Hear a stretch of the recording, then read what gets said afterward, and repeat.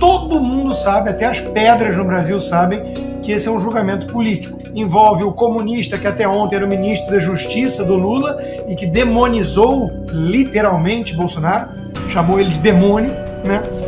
E quem diz que eles todos são imparciais e não são suspeitos é o presidente da corte que disse: nós derrotamos o bolsonarismo. É muito triste, é um capítulo sombrio da história. Agora a pergunta que fica, Lapô, e que todo mundo se faz, é o que vai sair disso? Não tem jeito, vocês vão tentar calar um, vão prender 2, vão prender 1000, vão tentar matar 5, mas nós estamos aqui. Nós ainda estamos aqui.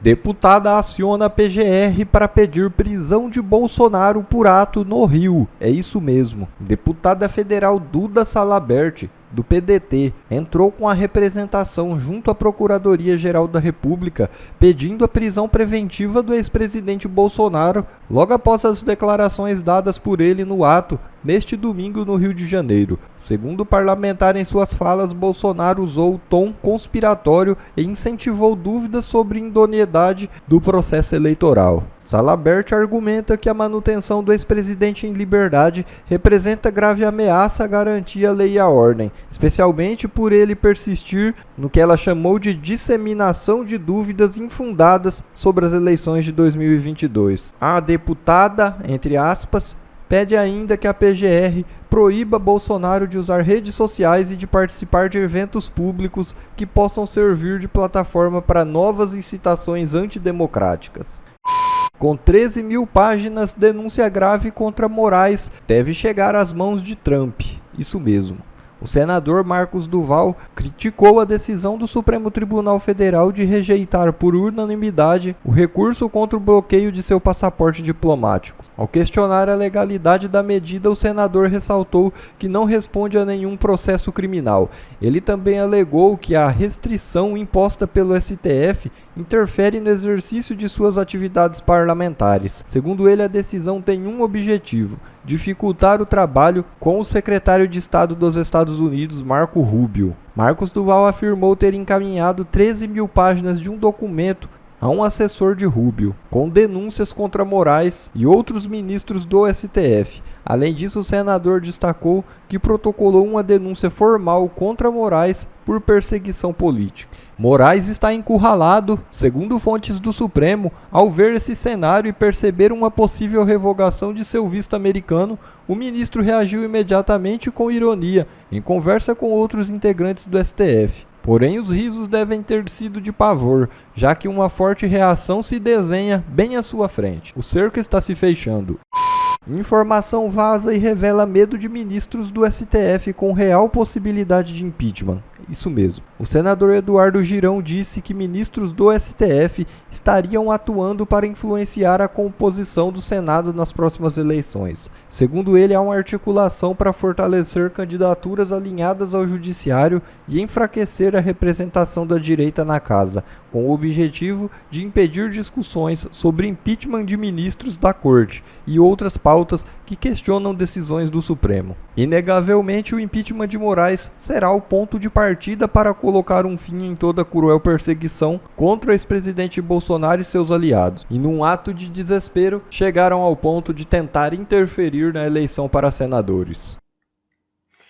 Bom, e o Procurador-Geral da República, o Paulo Gonet, vai defender pessoalmente no plenário do STF a denúncia contra Jair Bolsonaro e mais 33 acusados de participar da suposta trama golpista depois das eleições de 2022.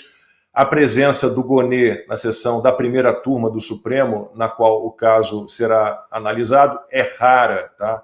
Normalmente, um subprocurador-geral representa a PGR nas turmas. O ministro Cristiano Zanin, que é o presidente da primeira turma do tribunal, marcou o início da análise para 25 de março. O ex-presidente Jair Bolsonaro, então, criticou o andamento da denúncia da PGR contra ele. Segundo Bolsonaro, a justiça brasileira tem índices que impressionam negativamente, mas um inquérito repleto de problemas e irregularidades está indo a julgamento em apenas um ano e um mês. Então, o Bolsonaro publicou o seguinte: parece que o devido processo legal por aqui funciona na velocidade da luz, mas só quando o alvo está em primeiro lugar em todas as pesquisas de intenção de voto para presidente da República nas eleições de 2026. Bom, Consta, essa semana eu falava sobre isso, a gente teve uma denúncia, por exemplo, das várias que houve, né, contra o Renan Calheiros, uma com denúncia de irregularidade no uso de verba de gabinete, a denúncia foi feita em 2013, só foi analisada em 2016. O que a gente viu foi a resposta do Gonê à defesa do Bolsonaro e dos outros 33 denunciados, ela foi dada a jato, recusou tudo. Aí mandou para o Alexandre de Moraes, para o relator, mandou para o Zanin na mesma hora. E o Zanin, na mesma hora, convocou, inclusive, 2 sessões extras e já marcou o início da análise para 25 de março. É uma velocidade realmente impressionante. É tudo do jeitinho que eles querem, infelizmente, num joguinho, a gente está vendo, de cartas marcadas, Consta. Eu chamei na Gazeta do Povo isso de a morosidade da justiça deu lugar à celeridade do justiçamento. E é mais ou menos o resumo que eu faço. Todo mundo sabe, até as pedras no Brasil sabem, que esse é um julgamento político. É um pré-julgamento, é uma perseguição política. A parte jurídica, o próprio advogado do presidente, o Paulo Cunha Bueno, ou juristas como André Marsiglia e tantos outros, já apontaram todos os problemas, todas as falhas, a falta de competência. A primeira turma que vai julgar, né, de forma tão célere, acelerada, a jato, né, envolve o advogado do Lula, envolve o comunista que até ontem era o ministro da Justiça do Lula e que demonizou literalmente Bolsonaro, chamou ele de demônio, né? E quem diz que eles todos são imparciais e não são suspeitos é o presidente da corte que disse: nós derrotamos o bolsonarismo. Quer dizer, é uma piada de mau gosto. Isso não é um julgamento, né? Isso é um justiçamento. Lembra aqueles show trials soviéticos? Lembra o vilão do Batman, o Ben, fazendo aqueles julgamentos jacobinos em praça pública, porque eles tomaram o poder, o que é diferente de ganhar a eleição. O discurso do Bolsonaro foi muito bem feito, muito comovente, inclusive. É fácil de acreditar nele quando ele realmente diz que não tem esse apego todo ao poder. É visível isso, né, que ele não é como essa turma que está condenando ele, pré-julgando ele, tentando extirpar a direita da política, né? Ele mesmo colocou, como já lembrou a Bia, que ao contrário do Lula, que depois de 40 anos no PT não tem uma liderança petista criada nesses 40 anos, aqueles que tentaram surgir, o Lula foi lá e ofuscou. O Lula só se cerca de gente apagada, de gente medíocre, poste apagado como o Haddad e companhia, né? O Bolsonaro não. O Bolsonaro criou lideranças, tanto é que fica a turma tentando criar divisões internas. O governador de São Paulo, Tarcísio, é um nome com um cacife para se candidatar, se quiser, ou se não tiver mesmo jeito e o Bolsonaro tiver inelegível. O Nicolas, todo mundo esperando chegar na idade para poder votar para presidente. Tem várias lideranças surgindo. Então, o Bolsonaro é alguém que não se apega, ao contrário de alguns que querem defendê-lo em seu nome, agindo para criar intriga, divisão onde não há, né?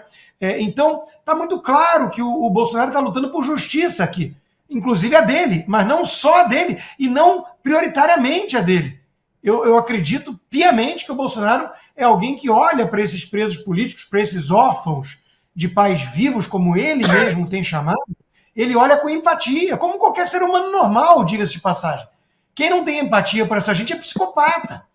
É gente desprezível. É gente que fica gritando, como a deputada colocou, anistia já, gente perversa. Gente que foi anistiada por crimes verdadeiros. Então, é óbvio que o que está acontecendo no Brasil é muito triste, é um capítulo sombrio da história. Agora, a pergunta que fica, Lacombe, e que todo mundo se faz, é o que vai sair disso. O Bolsonaro está certo, né? Se acontecer o pior comigo, e eu temo muito se prenderem ele, acho que querem muito prender, né? E vão fazer um cálculo político, porque tudo virou política nesse tribunal, né? Se prenderem ele, eu temo muito pela sua segurança lá dentro, pela vida, né? É uma questão que precisa ser levantada. A gente sabe o que essa gente é capaz. A gente sabe o que eles tentaram fazer com o Bolsonaro candidato, né?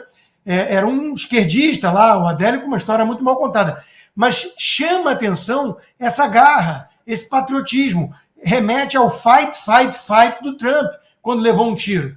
Então é isso aí, né? Nós não vamos desistir. Não tem jeito, vocês vão tentar calar um, vão prender 2, vão prender 1000, vão tentar matar 5, mas nós estamos aqui. Nós ainda estamos aqui, combatendo o câncer e combatendo os malditos que tomaram o poder no Brasil. Não à toa havia lá uma faixa, né, com a imagem do Trump com o sangue correndo e o que ele disse naquele momento, fight, fight, fight, estava lá no carro de som ali na Avenida Atlântica, no Rio. Antes de passar para a Ana, vou ler aqui uma mensagem do assinante aqui do nosso canal no YouTube, o Francisco Alisson Maia de Queiroz. Literalmente, o Estado brasileiro hoje é um estado de exceção. Lamentável tudo que está acontecendo no Brasil. O andamento dessa denúncia, desse processo contra o Bolsonaro, Ana, é mais uma prova disso. A gente nunca viu nada tocado nesse ritmo pelo Supremo Tribunal Federal. Não, e aí você coloca no combo todo, né, político, o próprio discurso na posse da presidente do Superior Tribunal Militar, a ministra Maria Elizabeth Rocha, discurso político, absurdamente político. A politização do judiciário não dá certo. As páginas da história da humanidade mostram isso, que a politização do judiciário... É por isso que os pais fundadores dos Estados Unidos, eles tinham tanto medo.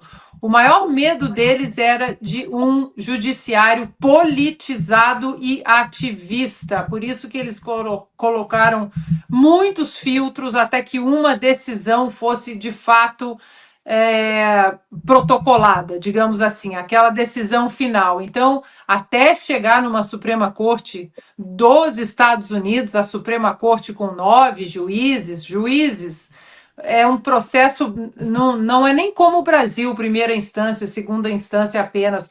Cada estado tem a sua Suprema Corte, cada estado tem vários tribunais de apelações, então eles tinham pavor, porque uma vez uma decisão política chancelada por um juiz, aí acabou. E no Brasil, a nossa pirâmide totalmente inversa, porque o presidente Bolsonaro ele vai recorrer a quem? Já está lá em cima. Nós entrevistamos essa semana o doutor Paulo, um dos advogados do presidente Bolsonaro. Foi uma entrevista com um recorde de audiência também na sexta-feira, se eu não me engano. E a quantidade de absurdos judiciais ali, né, legais no termo do judiciário, eles não tiveram sequer acesso às 81 mil páginas desse processo. Então, eu acho que, infelizmente, a condenação do presidente Bolsonaro ela já está estabelecida, né? Ela já está estabelecida. O que vai acontecer depois disso é que é uma página em branco ainda no Brasil, uma página perigosa, em branco, principalmente porque nós não temos no nosso Congresso, na Câmara e no Senado, várias pessoas como o Nicolas, como a Bia Kicis, como o Marcel Van Hatten, como o Eduardo Bolsonaro, não são todos assim, o senador Girão e outras pessoas, né, outros parlamentares que realmente abraçaram que se nós não abraçarmos a nossa Constituição e defendê-la, né, com vontade, acabou tudo. Acabou o Brasil, acabou tudo. Você pode discordar dentro da direita, você pode cutucar a esquerda cutucar a direita, é jogo da política. Agora, a Constituição sendo vilipendiada diariamente por causa de estratégias políticas e a nossa Suprema Corte simplesmente usando isso, essas manobras políticas para abandonar a Constituição e produzir favores para os opositores ao bolsonarismo, né? Imaginem, gente, olha, de tudo o que nós vivemos, é tudo tão grave, mas para mim, no topo da minha lista, porque o que eu ouço daqui quando eu conto isso, no topo da minha lista de atrocidades no Brasil, você ouvir de um ministro da Suprema Corte, nós derrotamos o bolsonarismo. E aí, quando eu traduzo aqui, imagine um Supreme Court Justice dizendo nós derrotamos o trumpismo. Não existe isso, gente. Não existe isso.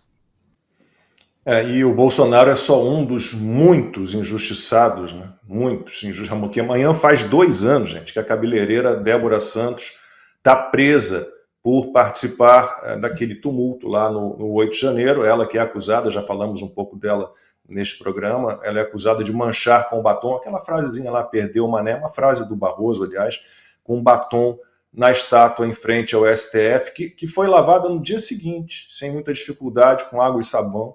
Apesar disso, a Débora responde por vários crimes.